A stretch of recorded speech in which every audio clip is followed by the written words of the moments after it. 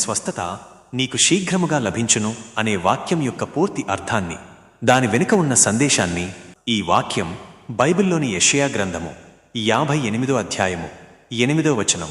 ఈ చిన్న వాక్య భాగం కేవలం ఆరోగ్యానికి సంబంధించినది మాత్రమే కాదు, ఇది మన జీవితంలోని అనేక కోణాలను స్పృశించే గొప్ప వాగ్దానం. 1. వాక్యంలోని పదాల అర్థం. స్వస్థత కేవలం శారీరక రోగాల నుండి విడుదల మాత్రమే కాదు, మానసిక వేదన, ఆర్థిక నష్టాలు, విరిగిపోయిన సంబంధాలు మరియు ఆధ్యాత్మిక బలహీనత నుండి కోలుకోవడాన్ని కూడా సూచిస్తుంది. శీఘ్రముగా, స్పీడిలీ, క్విక్లీ అంటే ఆలస్యం చేయకుండా, వెంటనే, అద్భుతకరమైన రీతిలో. ఇది దేవుని శక్తిని, వేగాన్ని సూచిస్తుంది. లభించును, షెల్ స్ప్రింగ్ ఫోర్త్. ఇది నెమ్మదిగా జరిగే ప్రక్రియ కాదు. భూమి నుండి మొలక ఎలాగైతే ఆకస్మికంగా చిగురిస్తుందో అలా ఆశీర్వాదం హఠాత్తుగా చిగురిస్తుందనే భావాన్ని తెలియజేస్తుంది. మొత్తం అర్థం, మనం ఎదుర్కొంటున్న ఎలాంటి నష్టాలు లేదా బలహీనతల నుండైనా దేవుడు మనకు త్వరగా మరియు శక్తివంతంగా విడుదల, పునరుద్ధరణ ఇస్తాడు. 2.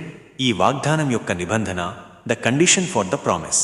ఈ వాక్యాన్ని బైబిల్లో చూసినప్పుడు దేవుడు ఈ వాగ్దానాన్ని ఊరికే ఇవ్వలేదు, దానికి ముందు కొన్ని షరతులు పెట్టాడు. అవే యెషయా 58 నుండి 6-7 వచనాల్లో ఉన్నాయి. దేవుడు నిజమైన ఉపవాసం లేదా భక్తి అంటే ఏమిటో వివరిస్తాడు.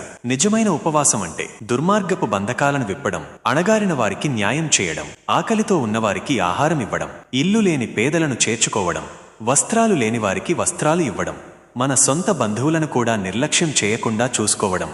సారాంశం, మన భక్తి కేవలం ప్రార్థనలు, ఆచారాలకే పరిమితం కాకుండా పనిలో, ఇతరులకు సహాయం చేయడంలో కనిపించాలి. మన చుట్టూ ఉన్నవారికి మనం కరుణ చూపించినప్పుడే దేవుని నుండి మనం కరుణను పొందుతాము. 3. స్వస్థత యొక్క సంపూర్ణత, ద ఫుల్నెస్ ఆఫ్ హీలింగ్. మనం ఇతరులకు దయ చూపించినప్పుడు దేవుడు మనకు ఇచ్చే స్వస్థత కేవలం రోగం నుండి విడుదల మాత్రమే కాదు, అది ఒక సంపూర్ణ పునరుద్ధరణ.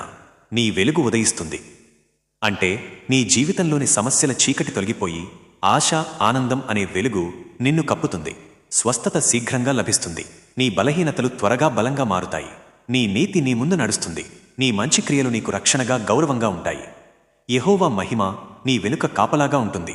భవిష్యత్తులో వచ్చే ప్రమాదాల నుండైనా, గతంలో నిన్ను వెంటాడే భయాల నుండైనా దేవుడే నీకు రక్షణగా ఉంటాడు. ముగింపు, స్వస్థత నీకు శీఘ్రముగా లభించును అనే ఈ మాట దేవుని దయ యొక్క నిదర్శనం. మీరు మీ స్వార్థాన్ని విడిచిపెట్టి ఇతరుల పట్ల దయ మరియు న్యాయం చూపించినట్లయితే దేవుడు మీ జీవితంలో ఆలస్యం లేకుండా, మీరు ఊహించని విధంగా సంపూర్ణ స్వస్థతను, పునరుద్ధరణను ఇస్తాడని హామీ ఇస్తున్నాడు.